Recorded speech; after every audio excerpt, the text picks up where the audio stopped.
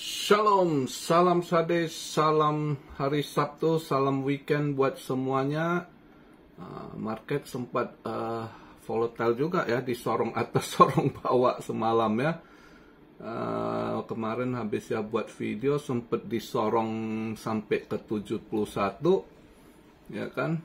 Habis itu data ekonomi keluar, banting lagi dia. Semalam lumayan volatile juga ya. Di kripto ya, sorong ke atas, sorong ke bawah lagi.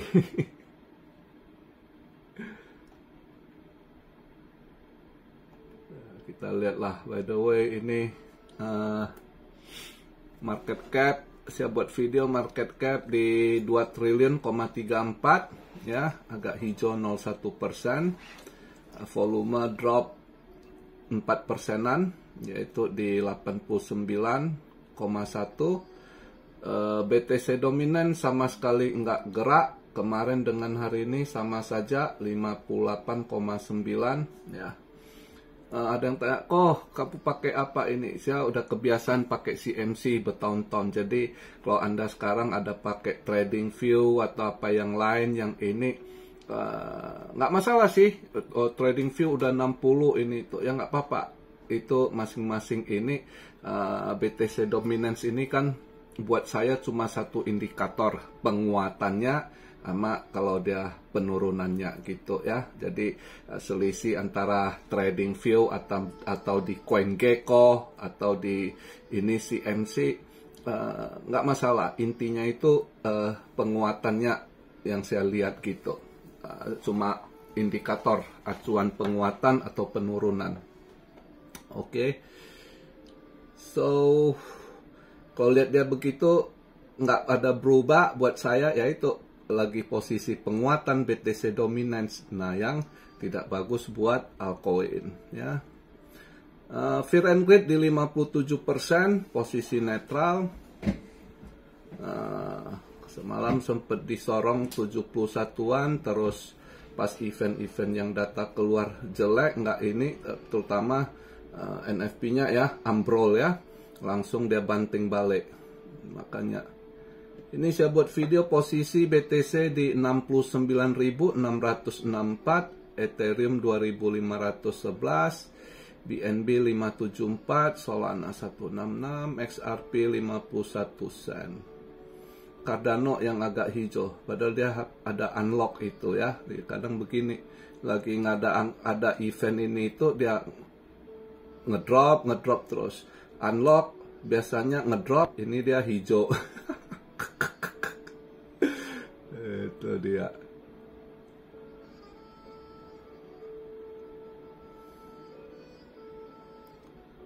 Monero agak naik 5% ya. By the way masih semua tertekan. IMX Immutable yang lumayan ngebuang diskon, itu SEC lagi ya, kasus lagi dari SEC. Ini langsung IMX Immutable terdiskon, tapi sekarang belum dalam, mungkin nanti kalau agak dalam juga, perlahan dia kayaknya. Jadi hati-hati, sebaiknya yang udah gitu sementara jangan disentuh koin-koin gini ya, karena dia pasti nanti lihat dia turun bentar, naik dikit, nanti lebih turun lagi, nanti lebih anjlok lagi, itu gitu dia seringnya. Jadi hati-hati, kalau ada masalah jangan disentuh dulu, kecuali kalau nanti Anda mau ambil saat bearish time. Itu boleh dicoba gitu ya. Itu semalam, wah ini sekali ya, ambrol dia punya NFP, nggak nyangka loh, itu ini sekali loh ini ya. Yang previously 223.000 itu udah forecastnya 106 aja udah wah anjlok sekali. Ini 12.000 ya, anjloknya gila ya kan. Ya memang kalau data dari BLS ya bilang ini dia anjlok karena faktor kemarin itu di Oktober itu terjadi beberapa bencana ya, banyak memang dihantam, terutama daerah East Coast ya, itu dihantam hurricane yang level 5 ya, level 4 ya, itu di Florida ya kan, banyak yang terhantam ini. Itu faktor pertama ya. Terus kedua juga banyak yang strike, demo ya, strike nggak kerja kan. Tapi kalau dibilang strike yang ini kemarin ya, yang saya bahas juga kan itu port strike gitu kan, pelabuhan. Tapi itu sehari doang gitu ya. Tapi ya mereka nggak mau ngakui sih, nggak mau ngakui ya kan. Justru pemerintahnya keluarkan berita masih si Biden, orang-orangnya si Biden masih ekonomi Amerika strong gimana, ini labornya udah anjlok gitu kan, masih dia ini. Terus satu lagi, kalau kita bilang kalau udah strong, kenapa bulan kemarin Fed itu langsung cut 50 basis point ya kan. Nah itu berarti tidak strong, itu faktanya gitu. Tapi whatever lah, karena ini menjelang mereka pemilu kan, apa aja mereka lakukan untuk mau raup suara, mau meraih kemenangan kan. Nah itu yang buat market pas keluar NFP langsung ambrol gitu ya. Ambrol terus, untung dia ngeban balik ya. Pas itu kan 8.30. Nah terus dia mulai menghijau, naik balik ya, hampir kayak V-shape gitu lah ya. Itu pas PMI-nya. Nah PMI-nya lumayan hijau. Itu S&P Global Manufacture yang diperkirakan 47,8 naik dia 48,5. Ya, contraction spending dia naik 0,1%. Ya, ISM Manufacture New Order Index juga naik sedikit. Nah, dia punya ISM Manufacturing Price. Ya, memang dia punya ISM PMI Oktober agak drop 46,5. Nah, ini dia ISM Manufacturing-nya 54,8, naik lumayan. Forecast-nya 49,9 kan. Ini di setelan lumayan hijau tinggi ya. Dia punya S&P Global PMI juga lumayan hijaunya ya.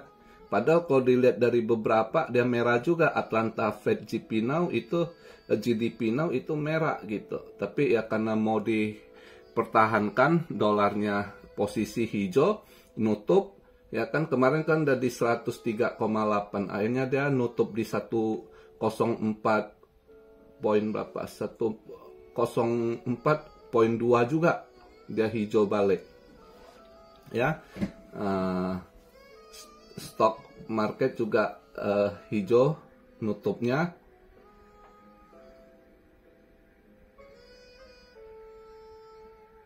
Nah itu yang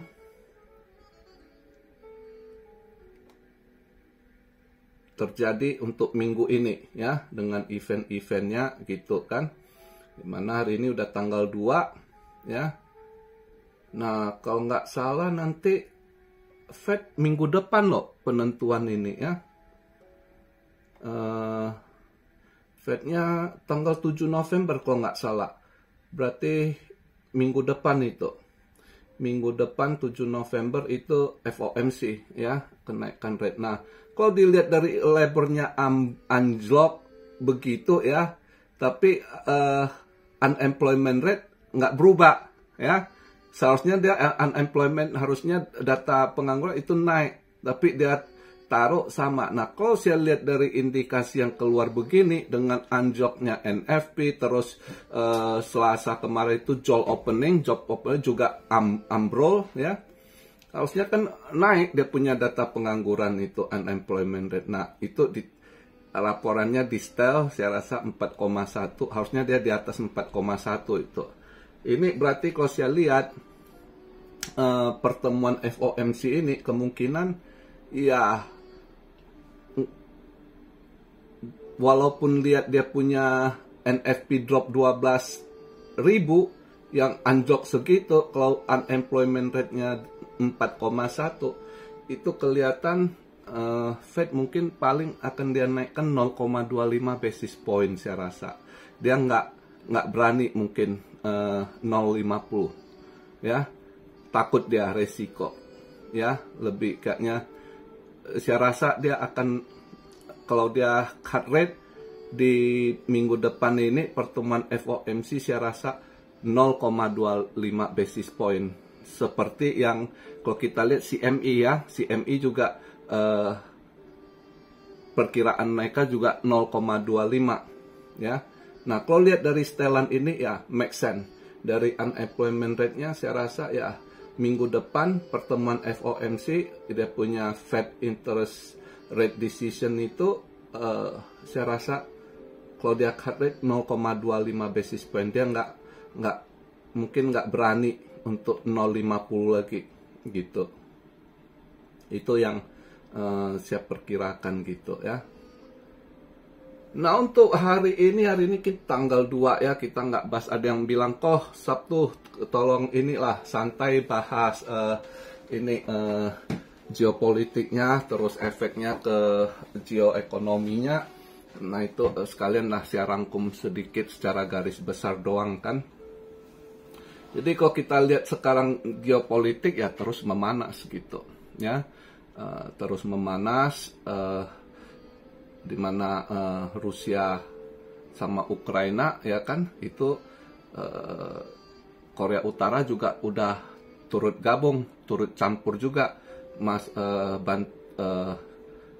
bantu ini kirimkan tentaranya ke Rusia, bantu dia di pihak Rusia kan, yang dikatakan 3.000-an dia kirim tentara, tapi ada rumor itu sampai 11.000-an dia kirim tentara gitu. Nah berarti satu sisi perang ini itu tidak reda, justru takutnya akan terus melebar ya, itu satu. Sedangkan dari sisi Korea Utara sama Selatan juga memanas terus ya, termasuk dengan kita Jepang kemarin dia baru uji coba rudal itu ya, mungkin dia ada dapat bantuan improve teknologinya sama Rusia, ini kali ini dia coba lagi ICBM rudalnya itu.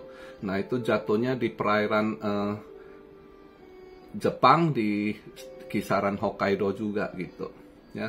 Itu satu lagi juga yang hangat, Cina Taiwan, terus Cina juga agak ribet lagi di Laut Cina Selatan. Dia klaim dia punya 9 garis putus-putus itu ya, sempat kena tuna juga kan pas Prabowo dilantik itu enggak. Nah buat Indonesia ya Prabowo bagus ajak Rusia kerjasama ya. 4 November ini kalau nggak salah ada training di Surabaya, saya lihat beritanya. Ya bagus sih kalau bisa ya, kalau harusnya Prabowo nanti ajak kapal perang Rusia itu latihan perangnya jangan Surabaya, itu deket-deket di Pulau Natuna situ. Jadi itu juga tunjukkan juga ya Indonesia juga kerjasama sama Rusia biar itu kapal-kapal Cina itu Coast Guard-nya itu jangan senak perut, biar dia agak-agak respect juga gitu ya. Itu perbatasan kita gitu di Natuna itu, karena kemarin saya lihat berita sempat mereka ganggu juga dari salah satu Pertamina atau apa, mereka mau cek ada apalah gali atau apa kerjaan gitu, terus diganggu sama kapal Cina kan, Coast Guard mereka, tapi sempat diusir lah sama Bakamla Indo ya. Di situ satu kuat. Itu pas hari Prabowo dilantik kalau nggak salah, ngehek juga Cina mancing-mancing. Nah kalau aku jadi Prabowo, aku ajak Rusia kerjasama, nanti nextnya ini kan karena udah di schedule di daerah Jawa Timur, Surabaya situ perairan sana kan, nextnya kalau bisa ajak ini Rusia itu ya di kisaran di Natuna, nanti nextnya deket-deket di wilayah perairan Australia gitu kan. Jadi itu juga biar mereka wanti-wanti juga Indonesia hubungan baik gitu ya, biar mereka nggak ini. Itu salah satu, ya itulah makanya butuh kondisi saat ini. Saya pernah bahas kan, Indonesia, negara-negara manapun sekarang sebenarnya butuh pemimpin yang ngerti strategi militer, geopolitik. Mereka kenal, karena kondisi nggak stabil dengan isu perang gini ya. Itu untuk Rusia, Ukraina masih panjang gitu. Belum lagi Timur Tengah, ya. Timur Tengah ini juga terus melebar, ya kan. Ini Irak juga udah mulai involve. Kemarin dia diam. Irak juga udah mulai nyerang Israel, ya kan. Ini terus akan bergulir. Ini kayak snowball gitu. Nah, disitulah agak hati-hati tahun depan gitu. Kondisinya tahun depan seperti yang saya katakan, saya yakin makin sulit, ya. Krisis global akan lebih ini gitu, lebih melebar krisisnya gitu ya. Makanya ya hati-hati gitu. Untuk ekonomi tahun depan harus ikat pinggang. Itu masukan dari saya, karena nggak ada perkembangan yang baik gitu untuk sampai saat ini, ya. Justru kelihatan getting worse, cuma kan ditutup-tutupi, ya. Itu secara garis besar kita lihat. Nah, untuk pemilu Amerika sendiri, ya, walaupun kemarin berita si Kamala akan menang ini tuh nggak, kalau informasi yang saya dapat, dan saya sendiri yakin Trump akan menang gitu ya. Kan di media nggak diberitakan. Sebenarnya banyak ditemukan balot kosong palsu, itu surat suara palsu yang udah diisi gitu, itu ketahuan ya. Tapi media nggak naikkan gitu ya. Ada beberapa state yang ketahuan gitu, mereka mau masukkan surat suara ya. At least timnya dari Trump, mereka udah pernah dikerjain dulu, udah paham mana-mana yang ini kan. Mereka agak lebih ini teliti, lebih mulai sekarang lebih ini. Jadi dari partai sebelah lawannya itu mau cheating, mau ini, itu sebagian balot ada ketahuan gitu, surat suara yang palsu yang ini itu ya. Tapi masih marah, mungkin nanti ke depan masih akan ketahuan gitu. Karena sebenarnya dia tahu dia kalah. Si perempuan itu udah tahu sebenarnya secara kalau dia jujur dengan ini, dia kalah jauh dengan suaranya si trompet gitu. Makanya mereka coba untuk curang, ya. Itu yang cuma mainstream media nggak beritakan gitu, ditutupi, ditemukan surat suara yang palsu gitu, itu ditutupi gitu. Nah, gimana efeknya kalau misalnya si perempuan yang menang, market langsung anjlok. Tapi saya rasa kalau si trompet yang menang kali ini, itu sesaat market saya rasa akan hijau, ya. Makanya saya sendiri belum keluar total. Kalau perkiraan analisa saya kenapa saya masih sisakan 30%, belum saya take out semua, karena saya perkirakan kalau nanti si trompet menang, itu mungkin akan hijau sesaat, ya. Akan, ya, dari crypto community akan wow, dia support ini itu, saham juga saya rasa sesaat akan naik. Tapi sesaat, tidak akan berlangsung lama di 2025 ya. Karena kenapa? Dari segi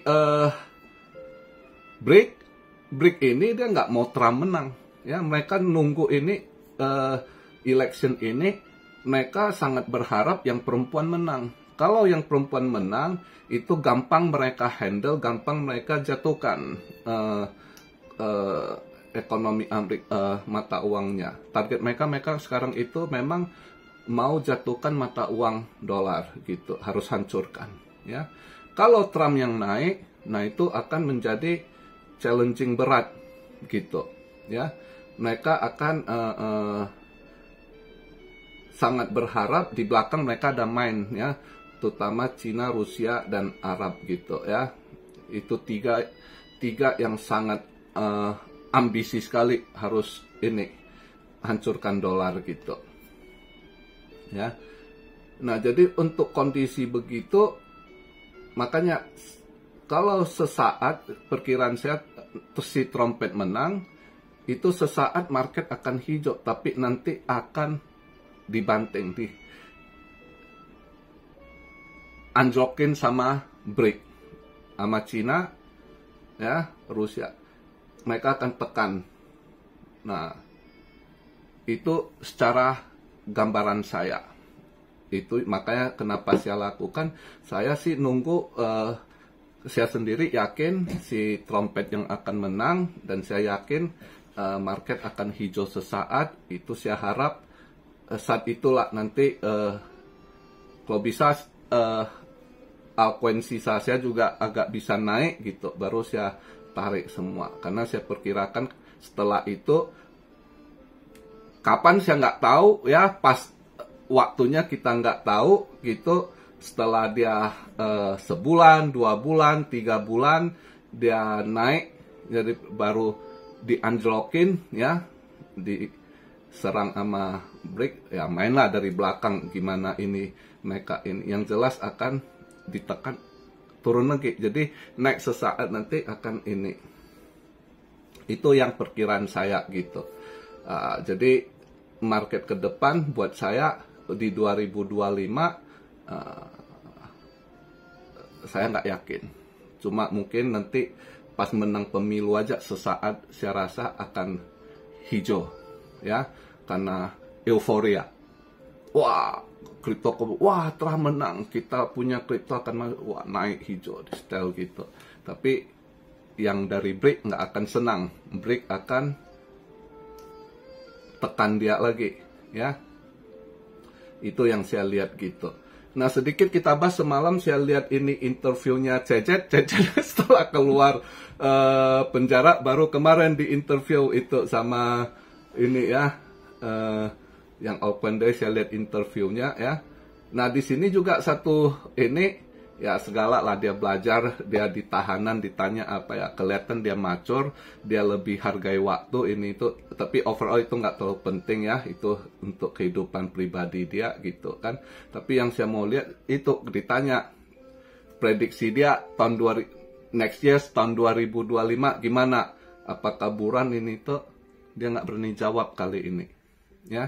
Dia cuma bilang, oh ya kalau siklusnya begini, 2017 dia recover, nanti dia bull, 2016, 2017 dia bull, ya kan. Begitu juga 2020 dia recover, 2021 bull.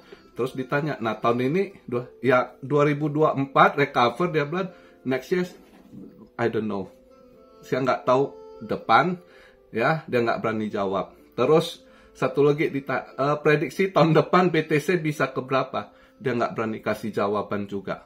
Nggak seperti dulu-dulunya. Dulu-dulunya, oh, saya perkirakan mungkin akan sekian.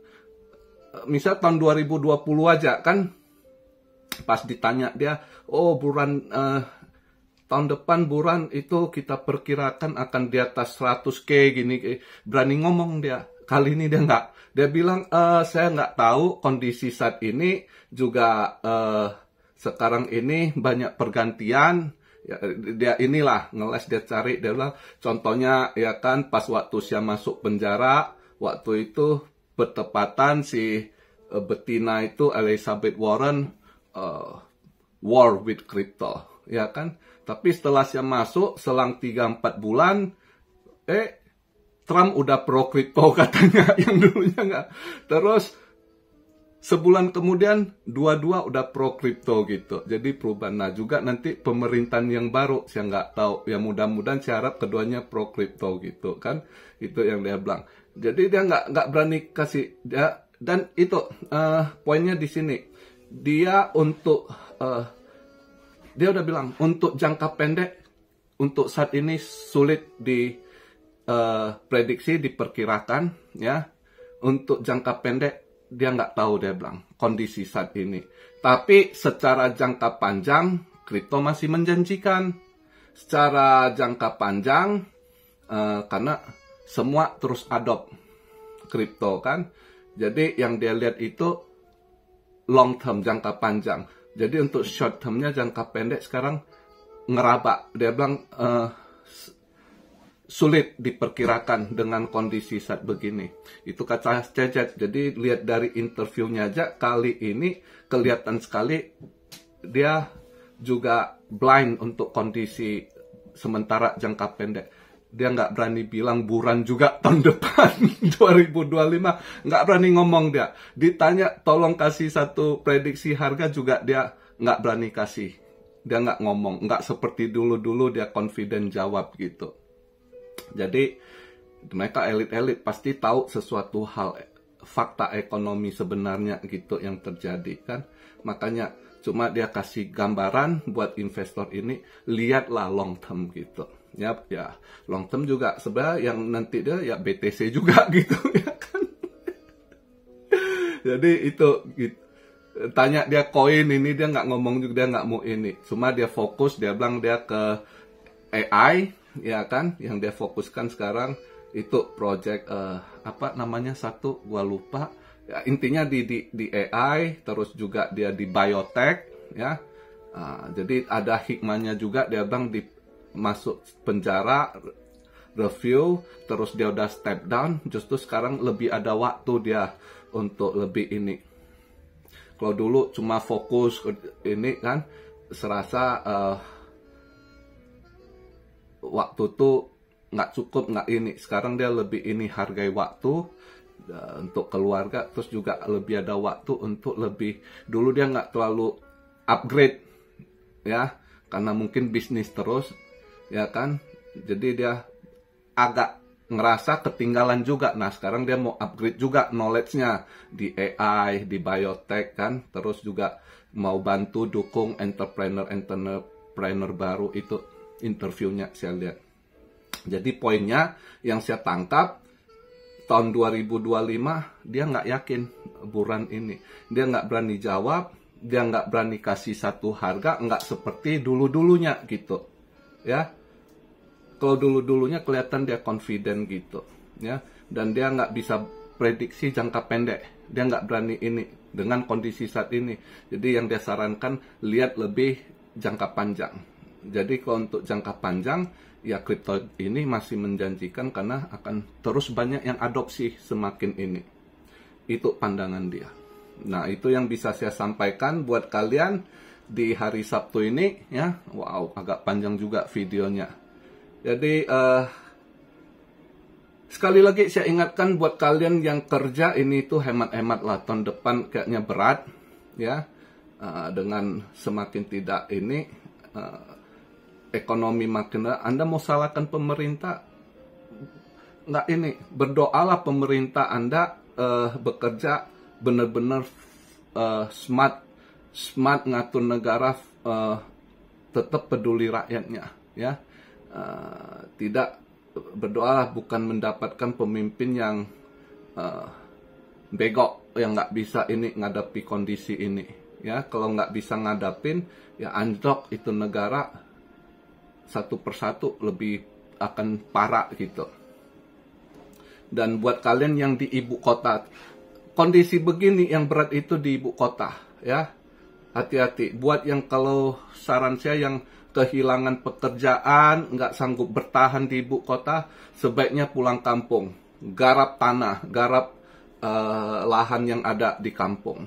Itu masukan saya buat kalian ya, yang misalnya udah kehilangan pekerjaan, karena akan terus ini ke depan masih ada yang akan industri-industri yang tumbang gitu ya, akan kena layoff. Anda yang kerja di pabrik gitu akan semakin ini melebar, masih banyak gitu.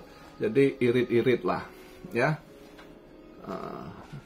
yang di kota, terutama kota-kota yang berat gitu menghadapi kondisi begini. Oke, buat anak-anak muda, kurangilah gaya-gaya flexing ini itu kan, karena saya lihat anak-anak muda sekarang mental juang, nggak seperti generasi kami gitu ya, tapi flexingnya lebih tinggi gitu ya. Lebih suka show up. Nah, kurangi itu kalau Anda tidak mau dalam kesulitan ekonomi ngadapi ke depannya gitu. Oke, itu aja masukan dari saya sebagai orang mungkin yang lebih sedikit banyak makan asam garam dari Anda, anak-anak muda. Itu yang bisa saya share buat kalian. Oke, salam Syario dari Tokyo. Have a nice weekend. God bless you all. Be blessed, be blessed, be blessed. Immanuel, haleluya.